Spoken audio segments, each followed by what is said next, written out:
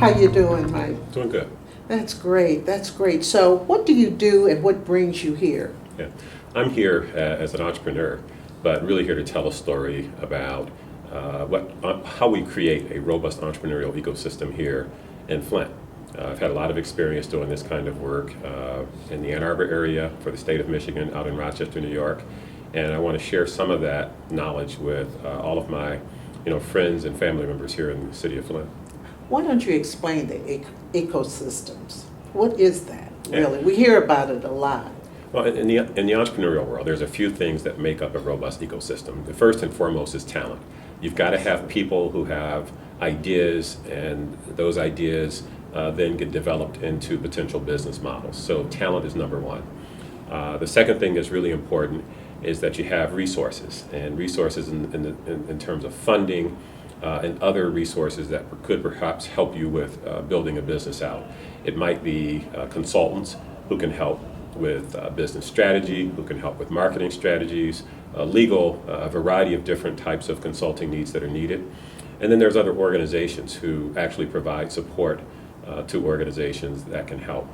And so literally it's about bringing all those resources together, or at least identifying them in a way that makes sense, so that entrepreneurs can very easily get access to help them launch whatever type of business they're thinking about. So you're a native of Flint, so are you back here now to see I think you have your ear to the ground maybe a little better than someone who is not from here, don't you think?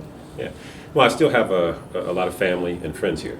And so I'm in Flint on a regular basis. I can't count how many times I was here over the summer, especially as the water crisis was really unfolding in terms of the response to it and trying to be helpful.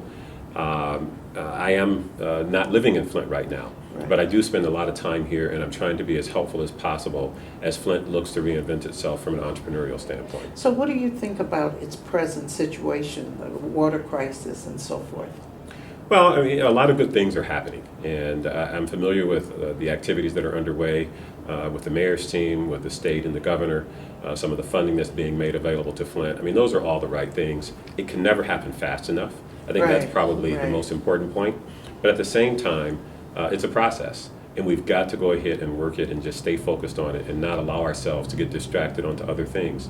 We've got to ensure that Flint has a vibrant future, and that future includes good water and good schools and a vibrant community and good neighborhoods and so many other things. A good, and of course, sustainable, and an entrepreneurial ecosystem, so that we really jumpstart business activity here in the city.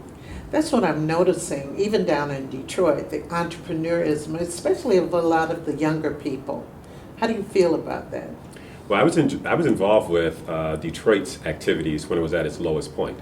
I've traveled the world, you name it, whether it was Asia, Europe, even the Middle East, on behalf of the state of Michigan, looking for opportunities for investment in Detroit when it was at its low point.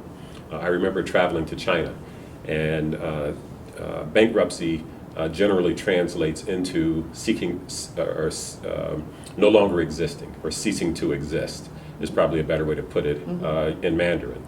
And so imagine going to a country like China, where you're trying to get investors and business people to consider locating in Michigan and in Detroit, and their biggest question to you is, if I locate there, will Detroit cease to exist?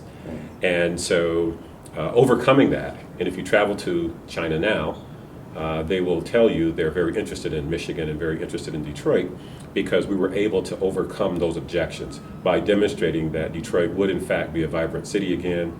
Detroit is starting to come back. It's still got a long way to go, but Flint can have the exact same outcome if we stay focused on it. And that's what this is all about, is ensuring that Flint gets the same kind of outcome that other distressed cities have had. Well, there used to be a motto here in Flint that David told me about. It was cars roll out and money comes in. That was their motto. Do you think there's a motto going on now? Or what would be the motto of Flint? Yeah, and that's a very accurate motto, because as I was growing up, I'm a kid of the 50s, and it was very prosperous, and everyone who wanted work got work. When I graduated high school, as many of my friends that wanted to went to work in the plants, and those who chose to go to college went to college, and everybody was equally prosperous, which is an ideal scenario. Today, we've got to reinvent Flint. We've got to in fact, be intentional about seeding entrepreneurs and providing them with not just the resources that they need, but also providing what I like to describe as navigation support to help Yes. individuals Yes. understand how to navigate all these resources that are made available. They're out there. But if you don't know how to get access to them and you don't have folks who can coach you through the various processes, you tend to miss opportunities. And that's a lot of what happens here in Flint. And we've got to do things to help enable it. Right, because if you give the people the money, but they don't know the things they need to do or other roadblocks that they could run into, you know, there should be a training or something.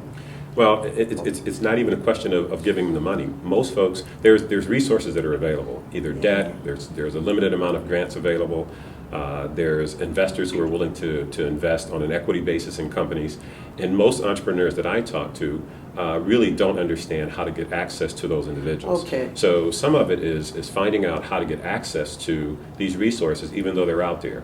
What does it take to actually go and get a bank loan or an SBA loan? Or how do you find angel investors or venture capitalists if you have a high growth potential business? I mean, how do you get access to state and local grants to help you grow? Those are the kinds of things that entrepreneurs in the city of Flint need help with. Well, I guess what I was talking about is people knowing how to do a business plan, basic things like that when you're thinking of starting up a business, even if it's pie making. Well, that's part of the navigation support that's needed. It's helping yes. someone finalize a business plan and helping them identify market opportunities, whether they're local or around the world, or what I call business-to-business opportunities. Those are all a part of having a robust ecosystem and then bringing those resources to the entrepreneur. So right now, Flint can take advantage of this attention that they're getting too, don't you think? Flint not only can, but it should. And so it takes an organized effort. It takes a lot of collaboration between the leadership in the community. It's a Yes. combination of elected leaders, the business community, philanthropy, all coming together with the private sector to ensure that Flint takes advantage of this situation that it finds itself in. Excellent, excellent. This is so hopeful. It's so hopeful. And I think part and parcel of the community is hope. I agree. I don't think people in Flint have ever lost hope. As I mentioned, I still have lots of family here, thousands of friends here. And Thousands, wow. the friends that I talk to, my family, when I talk to them, they haven't lost hope. They have great pride in Flint. Right. I have pride in Flint, and that's the reason I'm here today. Well, thank you so much. Thank you. This is exciting. Yeah, This good. is Thank really, you. really exciting. Thank you. Good luck with it. Thank you.